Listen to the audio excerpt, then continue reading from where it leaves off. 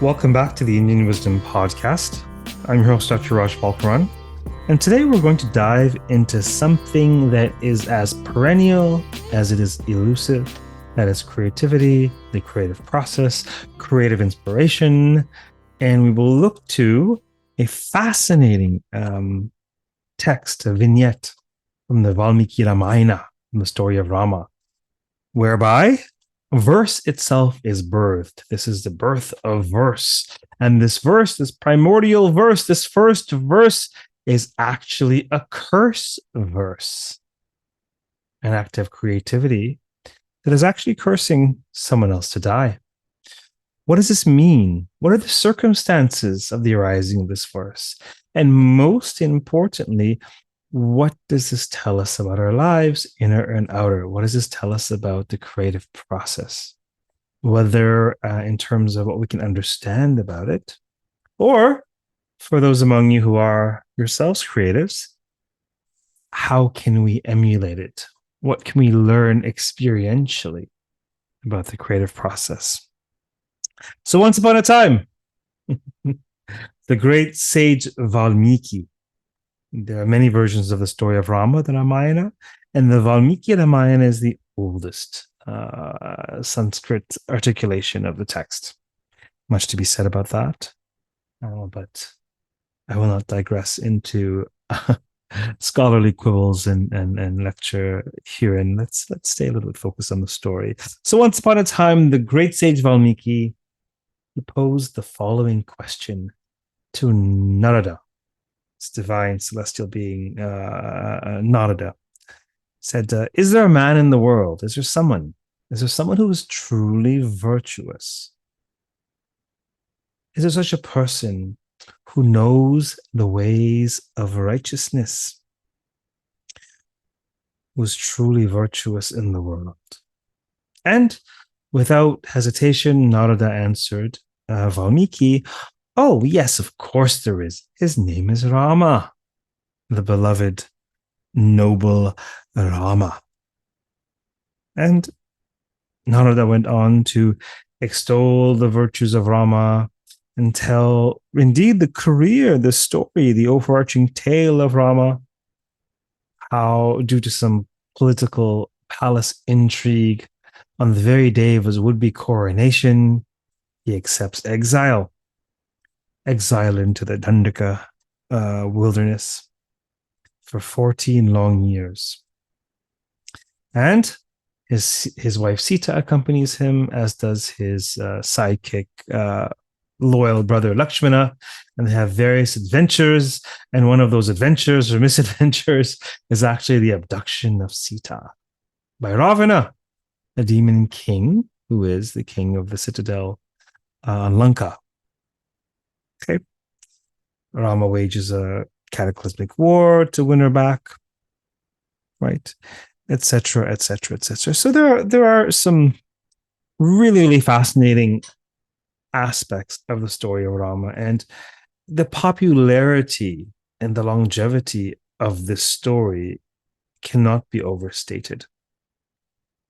Throughout the South Asian world and the Indic diaspora, the story of Rama is known by all, and it has been so for a great many centuries.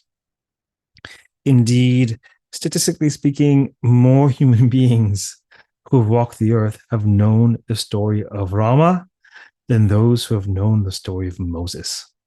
Think of how impactful and how popular and seminal the story of Moses is to all Abrahamic traditions.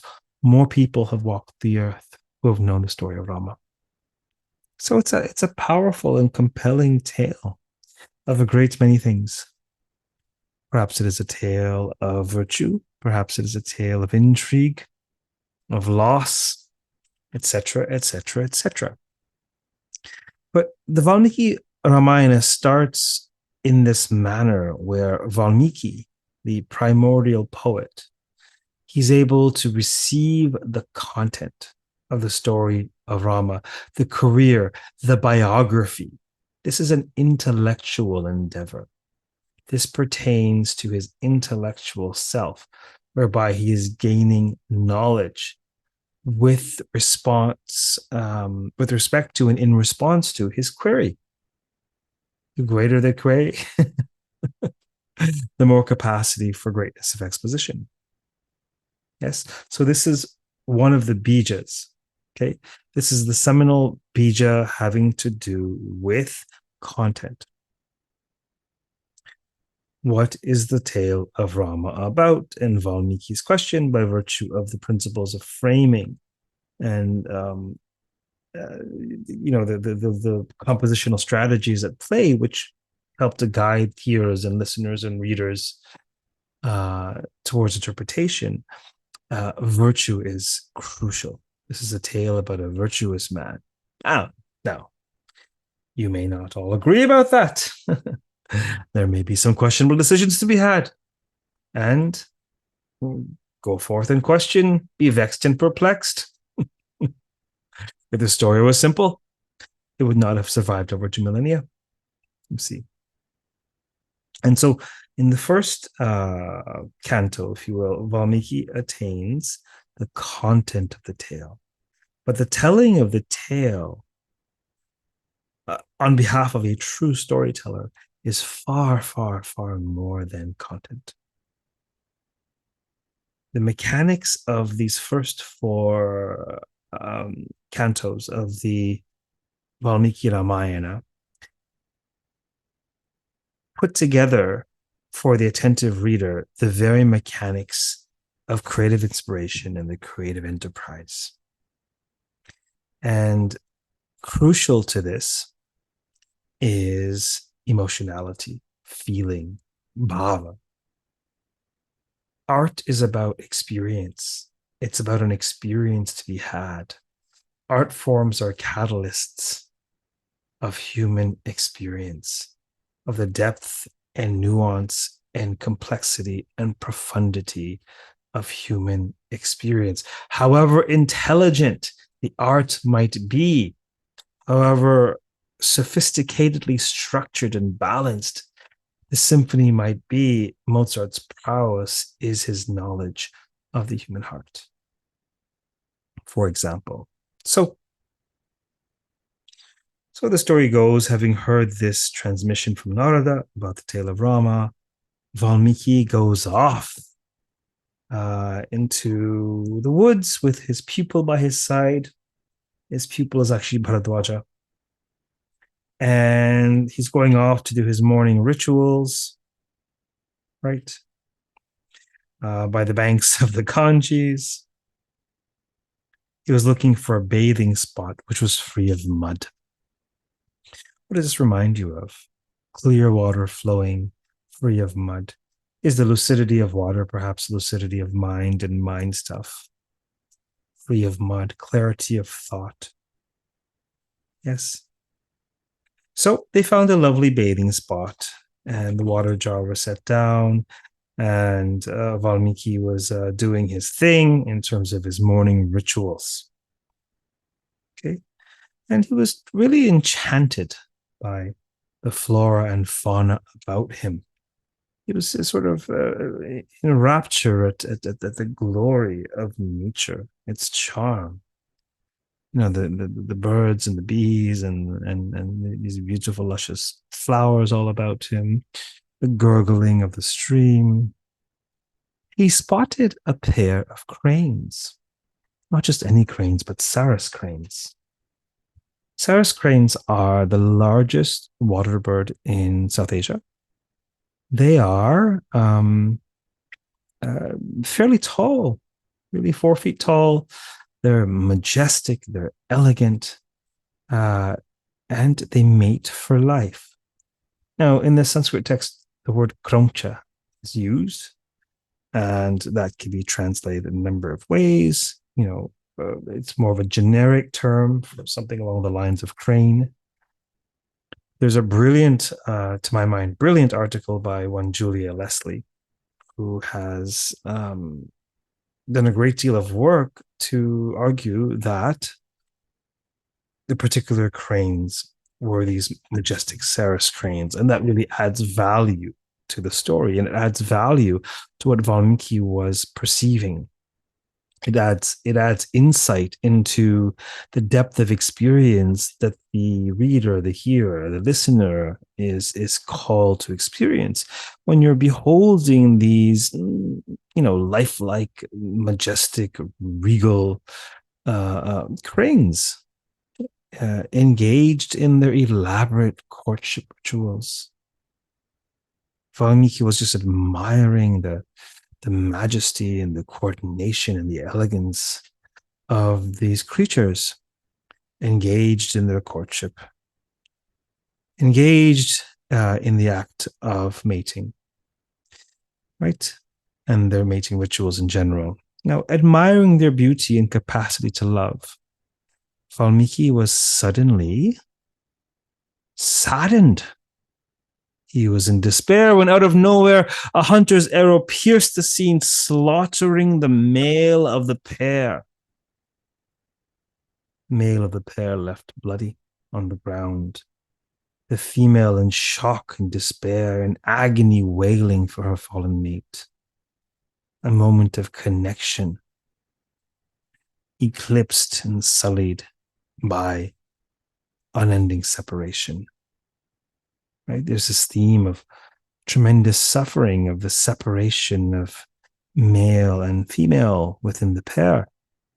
Perhaps this is foreshadowing of the fate of Rāma and Sita.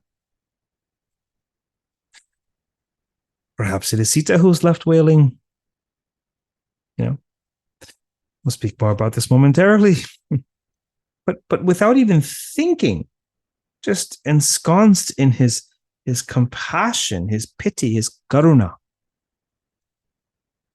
his sort of momentary identification with and suffering alongside of this agonizing Saras crane, some words escaped his lips. Thought to himself, "Oh, this is terrible." He was outraged, but also deeply saddened. And some words escaped from his lips spontaneously. And the words were, perhaps in a manner calling after the wailing of the crane, "Ma nishada patishtam, tomagama shashvati samaha, hit kauncha mudunadekam avadihi kamamotam." This came out of him. They sort of, there was a meter to them, there was a cadence to them, there was a rhythm to them. They just emerged. And the content of the words, essentially, he was talking to the hunter, the Nishada. He said, "Since you killed one of this pair of crouches distracted at the height of passion, you shall not live for very long." So his creative enterprise is actually is ensconced in an act of destruction.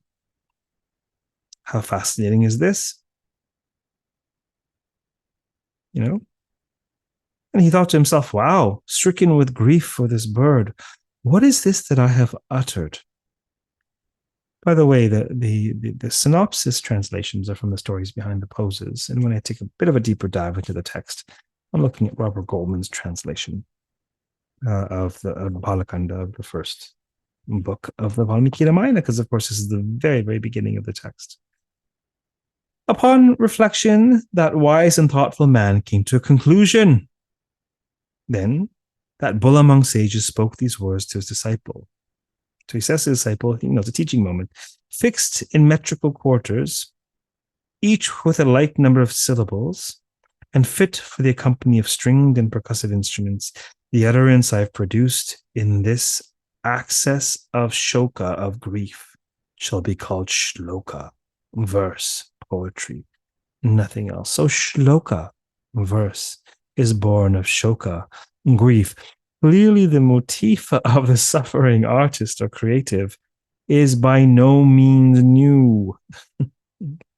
Emotionality is indispensable to the artistic enterprise. You take your broken heart, and if you're lucky, turn it into art like that. And so he went on. Certainly, when things sort of traumatize us and stay with us, perhaps he was preoccupied, but he went on with his day and took care of whatever he needed to take care of in the ashram, etc., etc. And then what happens next is fascinating. He is visited. He is visited by someone very special. He is visited by Brahma himself, the creator himself. A tale about creativity featuring the creator himself. The mighty four-faced Lord Brahma himself, the maker of worlds, came to see the bull among sages. Seeing him, Vālmīki rose quickly and without a word. He stood subdued and greatly wonder-struck, his hands cupped in reverence. Then he worshipped the god, offering water for his feet, the welcome offering, a seat, and hymns of praise. When he had made the prescribed prostration before him, i.e. Brahma, he asked after his continued well-being. Once the Holy Lord was seated in a place of honor, he mentioned the great Vālmīki also should have a seat. And what did they exchange about? They exchanged about the crunches. They exchanged about what happened earlier. Vālmīki was so distracted by this thought that he had to share the tale of what he witnessed and what came out of him. What came from him? What came through him, perhaps? Because Brahma says this with a smile. This is shloka that you have composed. You needn't be perplexed about this, Brahman. It was by my will alone that you produced this elegant speech. What does that mean? It is by my will alone. Anyone who has been fortunate enough to be an instrument of creativity palpably understands in an experiential manner that inspiration is something that does not come from us, but like lightning, it strikes where it will. And you're very lucky to be struck by it twice. But it comes from who knows where, and it comes through us. So he says, it's by my will alone that you were so inspired to create verse.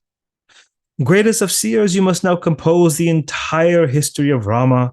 You must tell the world the story of the righteous, virtuous, wise, and steadfast Rāma, just as you heard it from Narada, the full story, public and private, of that wise man, for all that befell the wise Rāma, whether in public or private, will be revealed to you, even those events of which you are ignorant.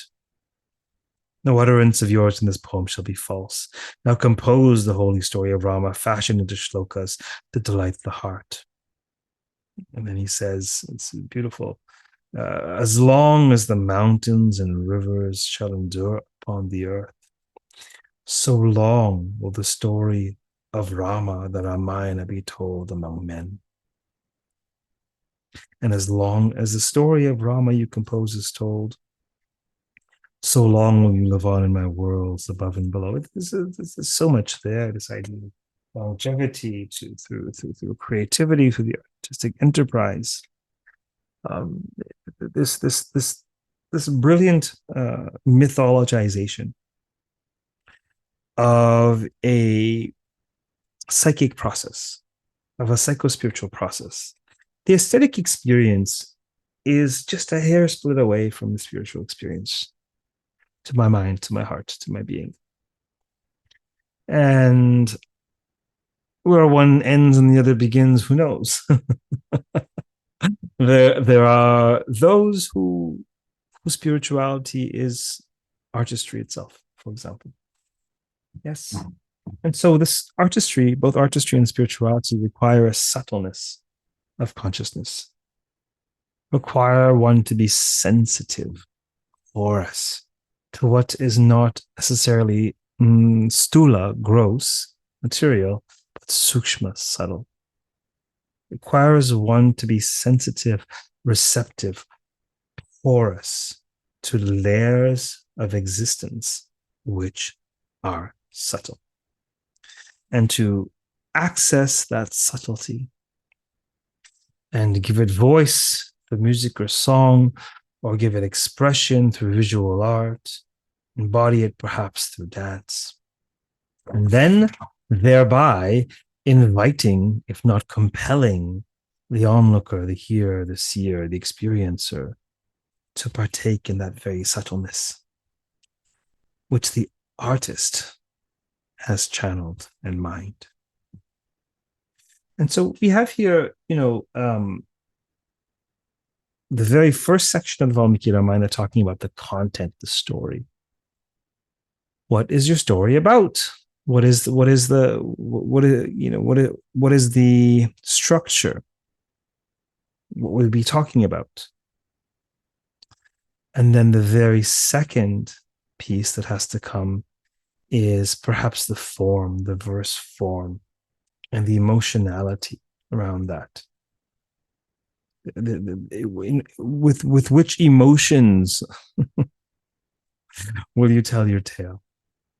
Right? So there's an intellectual enterprise. For those of you who are aware of kosha theory, or the layers that make up the self, the human complex, the various selves which we are, above and beyond the physical self, the annamaya kosha, the self made of food, the food body, the sheath made of food. We have a vijnanamaya kosha, an intellectual self, and perhaps Vālmīki was feeding his intellectual self at the outset with this query, who among us is truly virtuous? But then we also have a manamaya kosha, the manas, the mind, the heart. Really, to my mind, to my heart, to my manas, maybe even to my intellect, the primary stage of the human experience, the human condition, is the manamaya kosha, the emotions that we feel as human beings. And so that aspect of self is fed, is engaged through Vālmīki's experience of karuna, of pity, of compassion for this suffering Saraskrane, which actually we will see symbolically is a stand-in for Sita herself, Rama's partner, his wife Sita. Right? This is an omen. This is both an omen of the tale to come, and this is the bija, this is the seed which sprouts the tale. So this is crucial. This having a grasp of this seminal exchange, as vignette, is crucial not only for having a grasp of poetics and creative enterprise, but it's absolutely crucial for an understanding of the Vālmīki Ramayana, at least with respect to how Vālmīki himself perceives it, at least with respect to his perspective, and perhaps by virtue thereof, how he intends us to receive it. Okay, there's lots of opportunity for query and questioning and problematization and discussion regarding reader response theory and the intent of an author, etc., etc. There's lots there to chew on, and we'll leave the pedantic stuff for another forum. But there's something very powerful about the way in which this epic mythologizes, illumines, illustrates the creative process. Okay, this verse that Vālmīki puts forth, it's considered the primordial verse, the first verse, and the first verse is a curse. Right. So Rāma, Vālmīki goes ahead and writes the story of Rāma, of his 14 long years of exile in the forest, of Sita's abduction. It's an epic tale. It's far too vast to be even sufficiently summarized here. But worth noting towards the end is this theme of separation. The bookends of the Vālmīki Ramayana feature separation. This foremost front end bookend features the separation of the Kraunchas. What happens is that Sita ends up being tested. Her purity is questioned. Having been in captivity for so long under the control of another man, etc., etc., etc. If this plot twist intrigues and or enrages you, great. You would not be the first. This is not just the sensibilities of moderns who have been vexed and perplexed by a couple of the vignettes of the Vālmīki Ramayana, most famously or infamously his separation from Sita, and also his slaying of Valin, the monkey man, the Vanara Valin, from hiding. He executes somebody from hiding.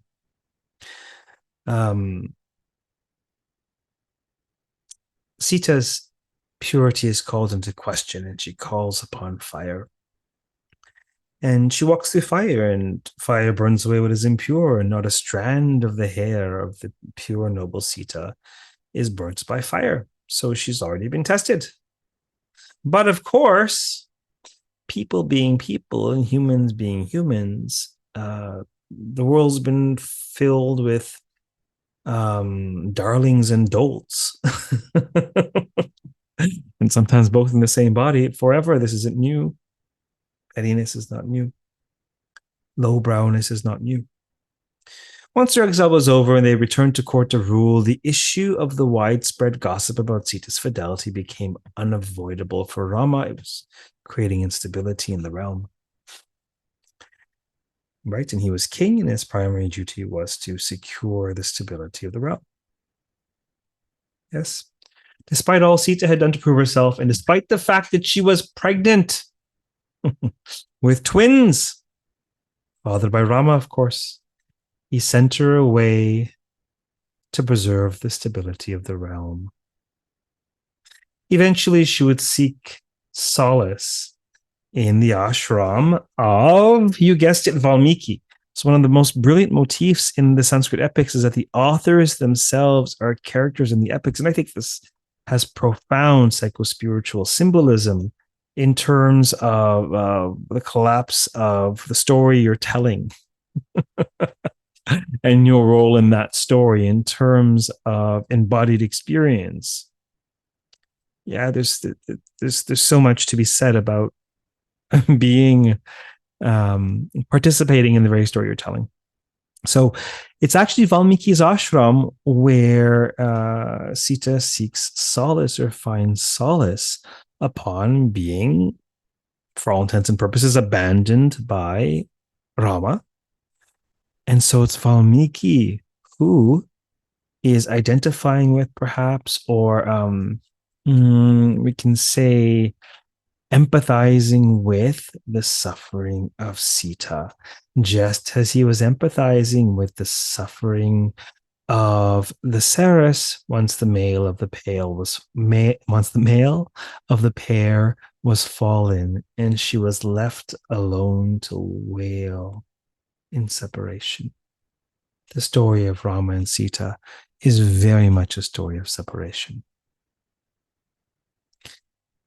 And so this is the hue, this is the flavor, the rasa, this is the experience with which the work is imbued.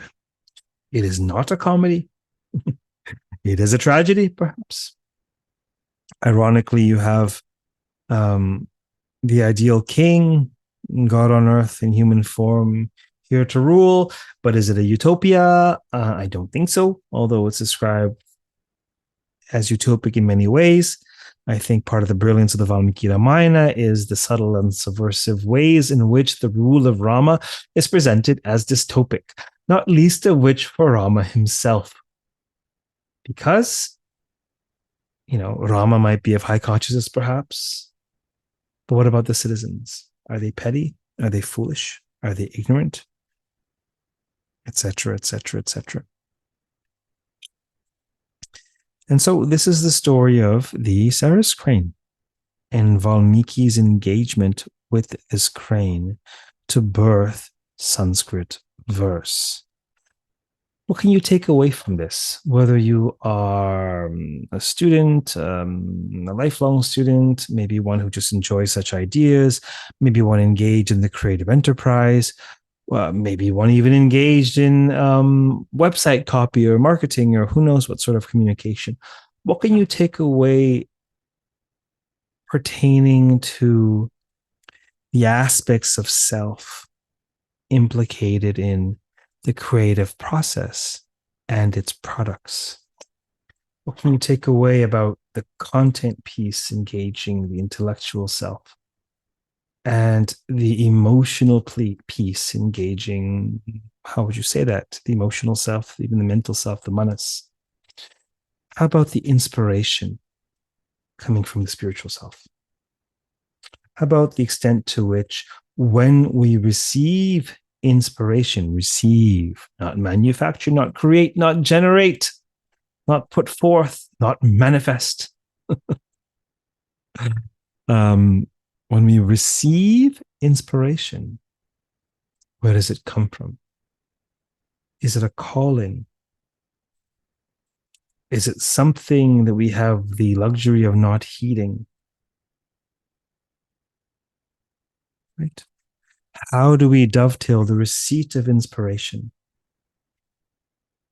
in the spiritual self with the processing and integration and celebration of emotions in the mental self, emotional self, with the processing and playing with ideas in the intellectual self?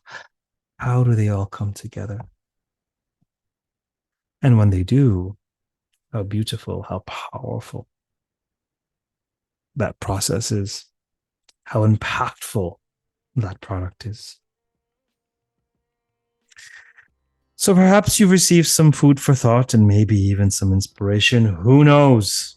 Who knows? We live to inform and entertain and perhaps even inspire. Hopefully, this deliberation will result in clarity and perhaps even productivity in your enterprises, be they intellectual or spiritual, or most certainly creative. Until next time, keep well, take good care of yourself. Feel free to reach out if you have requests for content pertaining to where the wisdom of ancient India can be used to ameliorate, to support, to illumine modern life, living in these times of ours. Feel free to come study with me at the Indian Wisdom School. Maybe even see me in person at a retreat. All right, take good care. Namaste for now.